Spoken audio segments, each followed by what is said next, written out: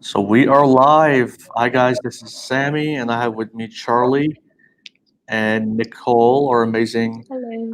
guest today. And Nicole's going to be uh, discussing with us mental and physical challenges of fitness and what are some of the upcoming trends that we're seeing. Nicole, for those of us that don't know you, tell us a little bit about yourself. So I am the lead coordinator and online coach for OTG Fitness. So that being said, I've been doing training for 3 going on 4 years. Just personal training. Well, no, 3 years. We'll just call it 3 years for now. But yeah, so I've been in personal training that world for a little while now, and then I just moved into online coaching in October of last year. So that's been going on for a hot minute. And then me and my boyfriend, who actually owns OTG Fitness, that is in Clear Lake or Webster, sorry, off Highway 3 and 528 if you live in the area. We decided that it would be beneficial for both of us if I just helped run the online segment for his gym. So that is what I do. And I do accept clients and I do coach currently. It's something I love to do, actually. I feel it's very rewarding. And even just getting off of a phone call with the client today makes you feel really good. So I love helping people. That's what I do. I help people kind of find the better versions of themselves, or maybe not even the better version of themselves, or maybe just that part of themselves that they're missing, and just finding health and fitness in a sustainable manner, not in a fad diet type of way. But yeah, that's what I do. What got you started into fitness? Was it something you So were always in, or was it an experience? I've actually, I've been pretty athletic, I guess you can say, since I was younger. Like I've always had the family that was, you're going to do something. You're not just going to kind of sit around. So I played volleyball in high school. Um, Getting out of high school, I was doing like sand volleyball outside to kind of switch from indoor to outdoor. But I never actually really spent like a lot of hardcore time in the gym. Until later. So, which is funny, which I know just know kind of your background, what you're talking about, just like weird relationships and just like women and like the abusive type style or whatever. But I was in a relationship from the time I graduated high school until right before the end of, it was 2016, September 2016. Um, so right after the end of that relationship, I wasn't feeling very great about myself, and I actually made a decision. I found out about a sand volleyball group that was going on that was close to me. I got invited to that by one of my brother's friends, and then I went out to that every Sunday, and then I met some people there, and then I had a friend of mine, hello Archie, a friend from sand volleyball had actually invited me to go to the gym with him. So for that whole next like 6 months to a year, that was actually my change point, because whenever I first started showing up to sand volleyball, having been in that relationship, um, I was the girl that wore like big t-shirts or tank tops and shorts, and like every other girl was in like a swimsuit playing, and like I'd be the person that would cover myself up with my arms. I'd wrap my hands around my stomach. Like I was just very self-conscious. I'd just been in a place with somebody that didn't treat me very well. So I never really thought I had anything to offer. So for me, him even bringing me to the gym, it was a way for me to kind of find, for one thing, personal time to myself, to dedicate to myself and to love myself. So it's kind of like, I see the gym as a way to kind of spa day, like it's a way to treat yourself and take care of your body. And out of that becomes the result of a new type of self-confidence and a new love for yourself. And it's kind of a cycle effect. So that's how I originally found the gym. I had somebody that just kind of pushed me into going. And then I fell into personal training not too long after that, about a year later. And it was actually, I just had people that were seeing my results. And while I was in college, I had girls that were asking me, and guys, like, hey, can I go to the gym with you? Like, I want to go work out with you. Like, you look really good. Can you please teach me how to do this? And then it just, for lack of a better term, it just turned into a thing where I was spending so much time on it. I'm like, maybe I should just do this. I guess start charging you guys. Like, I'm spending like 8 hours at the gym. So yeah, I kind of just fell into it, and then kind of went from there. So So you it's fell pretty into it cool. and then you started helping others get into it. So Hmm. a lot of people are taking this time with a little bit of extra time off of work and all the other stuff to start working on themselves. And what do you recommend for somebody to get started who hasn't been maintaining their health, be it the workout side as well as the diet side? So if you're just getting started, there's a few things that I always tell people that they need to do. And it's not even saying like you have to go get a trainer, but like you, for one thing, you need to find a way to keep yourself accountable. And it's kind of taking a look at yourself and recognizing like, what are the ways I hold myself accountable with other things? Like when it comes to work, are you the type of person where you can hold yourself accountable, or do you need somebody kind of looking after you? When it comes to your relationship, are you that type of person? Like when it comes to your friends, just other goals you've ever had in your life, like what type of person are you? So finding an accountability partner is definitely helpful. Um, Nowadays in this world, there's hundreds of ways you can do this, whether that's just a friend. There's online groups you can join where, like I know I run a few of them where you can just have this big platform of people that have the same goal as you and they're all working towards the same thing, and that can be really helpful. And then of course you can always find a coach or a trainer or someone who's going to kind of stay on you and help you and lead you and give you information. um, and of course also you want to make sure that you're looking at info. So aside from accountability, you need to make sure you find the correct information that fits your body type as well. This is where it can get a little bit more complicated, but just for starters, just look up the basics of, nutrition, not a diet that you should find, but just the absolute basics, like what are calories, or what are, obviously swapping out vegetables maybe for chips, stuff like that. Like just the basics of nutrition is a good place to start.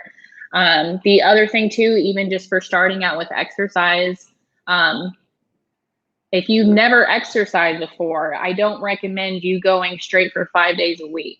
Like if you've never done something before, I don't recommend you going 100% hardcore into I'm going to do this every single day for the next 45 days, because I'm sorry, that's normally what leads people to fail. So I always tell people that are just starting that baby steps are okay. And for you to make one small goal a day, or maybe one small goal for the week. So say, I'm a very new, absolute, never done something before person. So this week I'm going to walk 2 times out of the week for 20 minutes. And then I'm going to do 2 actual workouts, whether I find that via an online program or I hired a trainer. And then maybe another day of the week, I'll do something a little bit between those. Like I go swimming, or I participate in like a volleyball type, like I like to play volleyball. Social distancing though, right? So maybe you could go biking or something. But whenever you're just getting started, I definitely recommend taking it in chunks. Don't try to commit to something all at once. That's not really sustainable. I do hear a lot of people, quite a number of the clients I actually have now, whenever they first got started on their health journey, the number one thing they would always tell me, they're like, I'm going to quit sugar. I'm going to quit pizza. I'm not going to drink or eat cake ever again. I'm not going to eat any more Cokes. I'm not going to do this or this or this or this or this or this or this. And they give themselves this massive list of things they're never going to do again. And then it lasts for 3 days and then they binge. So So that sounds no, awful. that's terrible. I would definitely want to recommend doing that. Now, what are your we see all these shortcuts on TV, news, people trying to find shortcuts to drop 10 pounds, 15 pounds. The wedding's coming up in 2 weeks. They need to lose that water weight. Uh, my personal opinion has always been it's unhealthy, but as a professional, what are your thoughts around shortcuts when it comes to fitness? So it's called a shortcut for a reason, and we usually all know, the fable tale about the shortcut, the rabbit and the turtle. So shortcuts might get you to your initial goal, but this is one of the biggest conversations I actually have with a lot of people. And this is probably not what you're going to expect me to say. The fitness industry in some parts is built for you to fail, because if you don't fail, you're not going to come back to me and you're not going to buy another program from me, right? So shortcut for one, if I give you a meal plan for 8 weeks to follow, like a lot of big time Insta people or wherever have meal plans you can purchase for $50 to $200. You follow the meal plan, you lose weight, boom, you're done. And then 2 months later, you gain a bunch of weight back, and then you try to follow that again and it doesn't work. Or maybe that's the only way you know how to keep losing weight. But for some reason in between, you keep gaining weight back because that meal plan that you were given is not technically sustainable for your specific body. The other thing too, just the short term as well, is if you give me your body weight right now and you tell me how often you exercise, I can probably come up with a calorie amount for you to lose weight, and you will lose weight. But on the back end, you don't know that obviously any person at a deficit, if you starve somebody, they're going to lose weight. That's period, the end. So my opinion on any fad diet, shortcut, quick way to lose weight, you will hit your goal, but you might not know the bias of why it happened or how you actually obtained it. So you have two options. You can hit the shortcut route and you can keep hiring trainer after trainer after trainer after trainer and keep trying diets for the rest of your life. Or you can take some invested interest in your body and your lifestyle and your habits, and you can actually learn, why do I eat the things that I do? Or why should I eat these things? Or why should I make these habit changes? And you can take what would maybe take a couple of months to a year and actually get some long lasting results. And then after that year, you never have to hire someone ever again. Or you don't have to hire anyone to begin with, but just for lack of a better term, put some actual time into learning what it is that is nutrition, learning what it is that is like progressions in exercise, learning what it is to apply to your body. So that way you're not just taking, easy button info from people for you to lose weight. That might not even be healthy for you. A lot of these quick fixes that people are handing out to people, keto isn't for everybody. Like, the carnivore diet isn't for everybody. Certain diets that are given out to people, it's not necessarily for you. And it might work for so-and-so, and it might work for this person. My boyfriend did keto for a couple of months, and he lost a lot of weight whenever he first started getting into, his dieting process. And then after that, he was like, I'm never doing this again. This sucks. This is awful. Like, I don't feel good. So I've heard that before, especially if you have to drink straight vinegar to catch back up. There's something wrong with that diet. So yeah. I have one of the best things that someone ever told me was they had seen a nutritionist and they told him, well, you're gaining weight because you drink wine. Switch to vodka or whiskey, something without all of the extra calories. And so what good habits do you recommend for people, and basic routines? Like if you're just trying to start getting moving and you might not have worked out since high school, what would you recommend, and what habits would you recommend? Good habits, kind of like you were saying, even with the wine thing, like there's simple fixes you can do. There's simple carbs breakdowns you can do. Like if you wanted to drop your carb intake a little bit, like let's say I have a hankering for cake all the time or something sweet, like you can literally look up online and Google like rice cake recipes. Like, and I know this sounds lame, okay, but bear with me. So there's stuff you can make where it cuts out some of the calories for you, right? Just like you swap the wine to vodka to drop the calorie amount. I made a protein pancake recipe yesterday, and the calorie difference between regular pancakes and this type of pancake was major. So the world that you have available to you just to make simple fixes is very easy. It's very easy to look up low calorie this, low calorie that. You just have to take in the time to make the swaps. Simple fixes for me, like if you are a snacker, like cucumbers are your best friend, like 0 calorie difference, not necessarily 0, but the amount of carbs, if we want to get complicated later and talk about macros, the difference it's going to make, minimal amount of calories versus if you have this much, chips in your hand versus if you have a bowl of cucumbers this big, which one do you get full off of?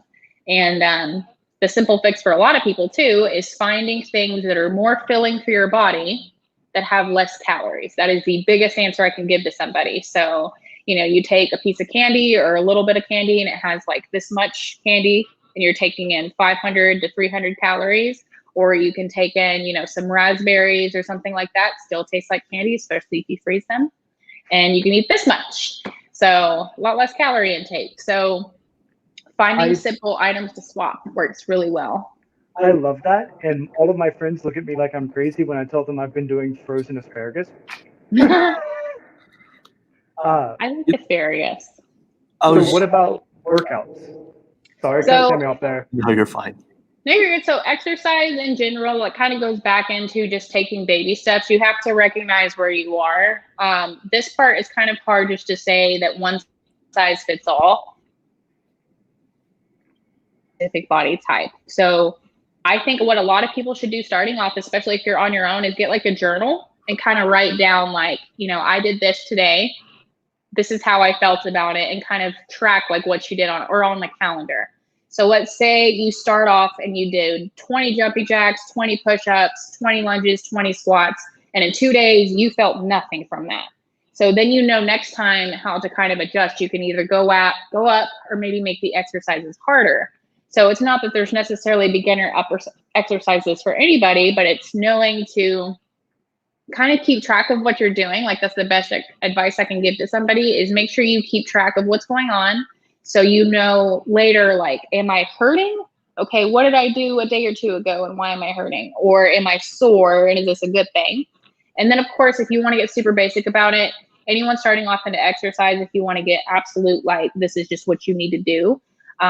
You always need to have a push. So like a push up, some kind of push motion to work into your chest and your shoulders.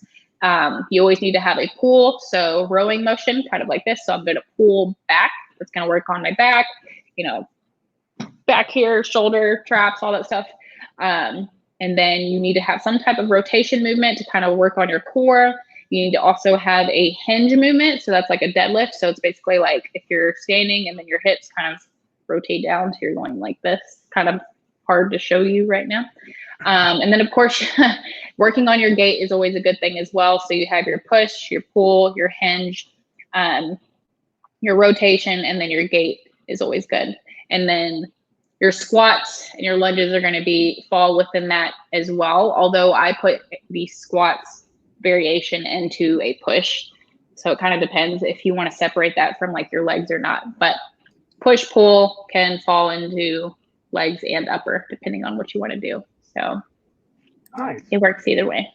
And while we're talking about workouts, Nicole, we've seen the issue constantly online where couples are always looking for where either both of them have bad health habits and they're trying to get fit, but one of them doesn't want to, or one of them is actually fit and wants their partner to lose weight drastically or be healthy. Talk a little bit about that dynamic.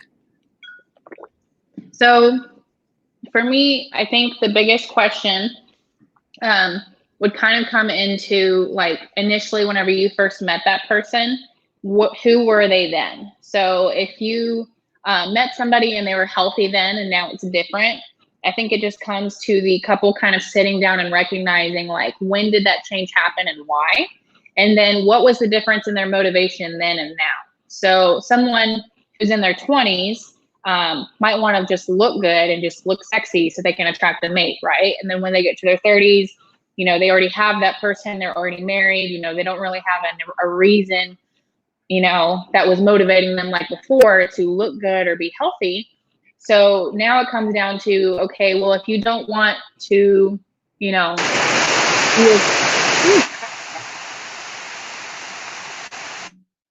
there we go. Can you hear me?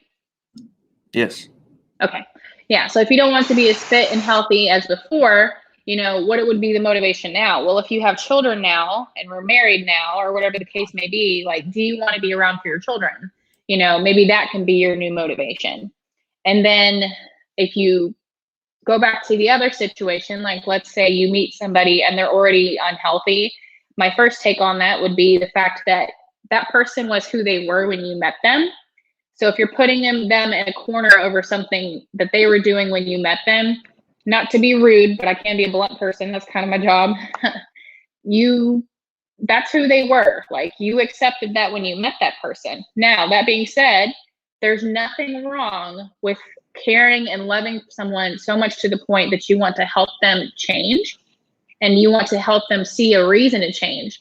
So for me, for couples, a lot of the time it's allowing that person to understand that you can't force that person to want to be someone you want them to be, but you can help them see what they're capable of, and you can help them to see how it would benefit you and them or the people around them for them to be more healthy. You can also help someone understand like just how good it feels to be healthy and fit. Like sometimes someone doesn't know. If they've never experienced that, especially someone who's taught to eat a certain way since they were little, like if they've been fed a certain way and that's just their habit to that and they have a reason to change, you have to help them see that motive. And my first question I always ask every single one of my clients when they first start is why? And you need to find the deepest why possible. And this is probably what you can do if you're with somebody and you're trying to get them to change and they're having a hard time. You need to put that big question in front of them, why? And if they say, I want to lose weight just to look better, that's not good enough. Okay, why again? Why do you want to look better? Okay, well, I have self-confidence issues. Okay, well, why do you have self-confidence issues? Okay, and then they can get so down and deep into, well, so-and-so made me feel bad when I was younger or at this age and this happened to me and this is how it made me feel and I never want to feel that way again. Okay, that's a little bit better. And then it can even get down to, well, I feel my self-confidence issues affects how I act at work. I feel like I could get this job if I was, feeling really good. That's how deep it needs to get. It can't just be like, I need you to lose weight so you can look good for me. So, or they want to lose weight to look good for another person. A partner that is working out to look good for their partner is never going to reach their goal because that's not an intrinsic value. That's that motivation is coming from the wrong place. I've been there before. I've always learned that me personally, it has to be for myself. It needs to be because I want to improve me. Mm-hmm. I've learned that if I'm with somebody who isn't going the same direction as me as far as health stuff goes, it causes negative health outcomes for myself. Mm-hmm. So my next question is, what resources do you usually recommend for people who are starting out or maybe already deep into their journey of self-improvement? So I have a few different places that I would look, but of course, you always have to be careful. So the number one resource I like to pull from whenever it comes for like somebody looking for information and just who they can go to is social proof.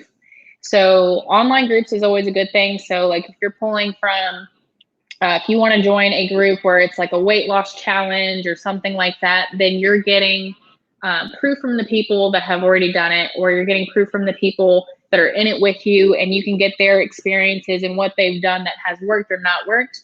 Although you do kind of have to be careful with that just because some people can get a little bit, this worked for me, so it has to work for you. So, but that can be anywhere. The other place, of course, is just find somebody that you really connect with when it comes to the, fitness and health industry itself. So, of course, I'm a trainer, I'm a coach. I'm always going to say, call me like if you need any questions, but that doesn't necessarily mean that I'm right for you. So, I would definitely kind of try to follow, if you just type in, like exercise videos, health and nutrition, how do I do calories? Like the biggest fitness pros in the world are going to pop up on YouTube, Instagram, whatever.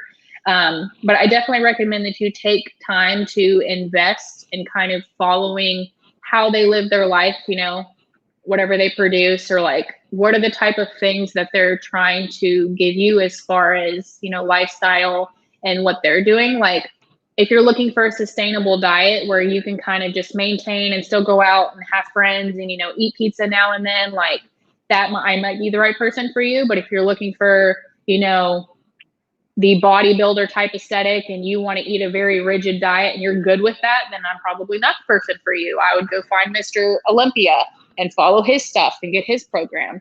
And then, of course, whenever it comes to just general health, getting the correct type of information, I always tell people, like, do your research.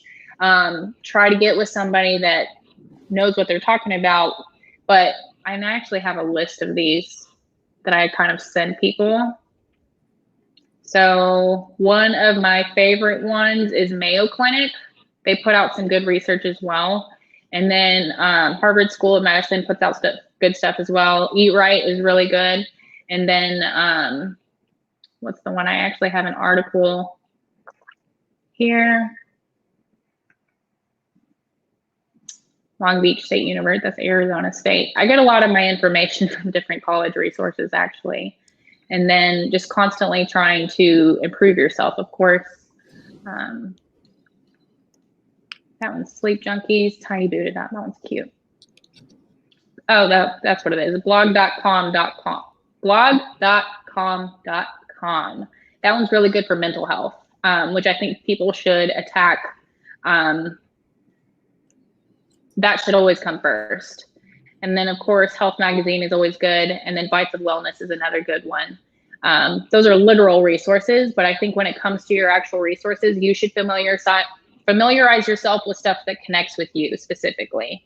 Don't just try to follow whatever the norm is because your best friend is doing keto and she follows Mr. Keto Perfect. That doesn't mean you should follow Mr. Keto Perfect. If Mr. Keto Perfect says, I eat butter for dinner, breakfast, lunch, and dinner, and you're like, that sounds gross, that's probably not going to work for you. So I definitely recommend finding resources that align with your personal values. Like, and I can get a little bit deeper on that if you like, but take the time to invest interest in the type of people or resources that you might be investing back into yourself, because that has a pretty big and large effect on what you're going to be doing and could affect you for the rest of your life. If you're making these decisions based off of what somebody says, you definitely want to make sure that you're getting it from someone that you agree with or that sounds right to you. He loves live stream. Archimedes. I know. Archimedes. Here's a little bit with everything that's going on around us with the coronavirus, the pandemic. There's all-time high stress, anxiety going around. How did you cope with it physically and mentally? So me, honestly, this is kind of a joke, first of all, guys, so don't freak out. I'm what's called an ambivert. So I'm naturally introverted, and then I can be an extrovert when I need to. So I can turn it on like a switch. However, I absorb my energy from being introverted. So after I have like a long conversation or I'm around a bunch of people, I have to go home and recharge, if that makes sense. So we can make the joke and kind of say that life was normal for me and COVID. But I did actually find it got a little bit weird for me because I used to go see my clients in Houston, or I would go to different gyms and just work out with people. Lord have mercy, I'm going to keep talking as he walks by. So yeah, it got kind of weird. And then of course my boyfriend, he's been home a little bit more than normal. So we kind of had to set rules, like whenever it's work time, like you go in the office and I'll make the living room my office and we'll spend some time apart, just because, which some people may disagree with me on this. Like a lot of people, even just within the relationships, they think it's 50-50. I think relationships should be, I'm 100% of me, you're 100% of you. So we work really well together. And if we're constantly meshing together all day, then you lose what is you and I lose what is me. So I'm no longer bringing that to the table anymore. So it got a little weird because we're both home so much. So for me, keeping track of myself and the things that kind of make me human was really important. So I did morning yoga a lot, took my time to myself. He would go to his office and then I would have my coffee, step out on the patio, kind of just absorb the world a little bit. That's just the type of person I am. I think creating habits that I recognize that make me feel good is just the best way to shorten that up. So like, if you know that you recharge off of, walking your dog is one thing for me. I know that sounds weird, but just going outside and walking my dog for 20 minutes was really good for me. Every hour or so once I was working, since I'm at home working, like normally I would go to a coffee shop or just go somewhere different or go to the gym office. Like I can put myself in different places normally. Being at home every day has been kind of weird for me. So every hour I would make sure that I got up every 10 minutes and just kind of, worked on something a little bit different, like as far as like household, or I would just walk or stretch. And then exercise, of course, can be a little bit challenging whenever you're at home. And I know a lot of people think like, okay, well, you're a personal trainer. You probably have like a massive gym in your backyard. Well, I have a set of 5-pound, 10-pound, and 15-pound dumbbells, and that's it. And then middle of COVID, we got an elliptical. And then, which is funny because being epileptic, cardio is really hard for me. Unless it's in sprints, I can't really take just ongoing cardio. So I think for me as well, which was really fun, I actually created a 30-day challenge at the very beginning of COVID. And so I had over 100 people in it, and they all loved it because it was super fun. We had a Facebook group, we had a big chat, and we all kind of helped keep each other accountable. Their workouts every day was even good for me. Like, I'm not perfect. I have days where I don't want to get up and do something. So seeing that someone else is capable of getting up was kind of motivation for me to get up. And then it's like, I'm leading these people, so I definitely got to do it. So, and just finding different ways to go about doing things. So I think a lot of people, even with the exercise aspect, if you're already at home and life is already becoming super monotonous, changing what you do can be super cool too. So like, let's say one day you do your at-home workout, and then the next day you do sprints outside at the park for 30 minutes. And then the next day, you know, you go to the baseball park, or we have a baseball park that's open 2 miles down the road, and people kind of just walk around it. So I think changing up what you do with your schedule can be really important too, just so your brain kind of has a little bit of non-stagnant stuff going on. You're not quite as depressed about it, I guess. Right. So is there anything else you'd like to add in closing that you think people should know going into taking better care of themselves? I think that if you're going to try to start a health and fitness journey, the biggest thing that you need to have available to you and identify is your why, which we kind of already went over. You need to recognize, why am I doing this? Who is it for? Like, am I going, like, let's say the gyms are back open, you know, am I going to the gym so I can look cute and get a cute selfie and put it on Instagram and then be there for 10 minutes and leave? Or am I going because I'm ready to sweat and get some work done and have long-lasting results? And then another thing, whenever you're getting into the health and your new journey itself, as far as health and fitness is concerned, is you need to be able to personally recognize your faults. And I know that's probably not something people want to hear, but being able to accept, like, you know, I do eat pizza every single day, or wow, I really do drink Cokes every single day. Like, if you're wanting to take the next steps moving forward into, you know, changing your diet, don't be afraid to admit, you know, the issues you might have with your diet. You know what I mean? And then I guess the next course of action from that would be, even if it's with yourself or with a friend or a coach, or whatever the case may be, is find ways to hold yourself accountable. So you need to have your why. You need to be very honest with yourself. And then accountability is probably the hugest thing ever. And then finding a reliable resource, or a few of them, that you can agree with and you can kind of, you know, you share the same values with, I think is super important. If you don't agree with the type of person you're getting information from, you're not going to take it home. Now, Nicole, how do people find you, and how can they hire you? So I actually, there's a couple of ways you can find me. I have my Instagram, which you have the handle right there. And then I have the Facebook page, which I believe is the same thing without the underscore. And then my email address is a super easy way to find me. It's super easy to remember. It's just Nicole@otgfitness.com. And then y'all, well, I'm not giving y'all my number. That's just weird. You can email me first, and then we'll see if we get along, you know. And of course, if you want to get a hold of Toby or Archie, they were here a second ago. They have their own Instagram, which I'm sure we can list below.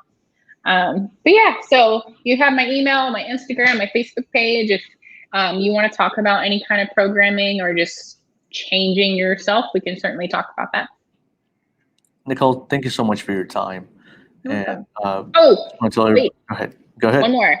I do have a 5-day challenge that is starting on Monday, if any ladies would like to join that, it's going to be really cool. And it's all from like at home. You don't have to have any exercise equipment. It'll be fun.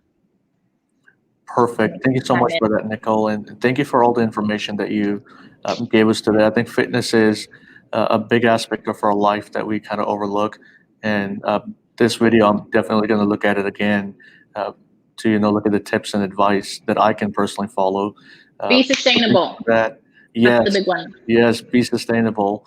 And then everybody else, you guys have a wonderful and a great day. Be well, guys. Yeah.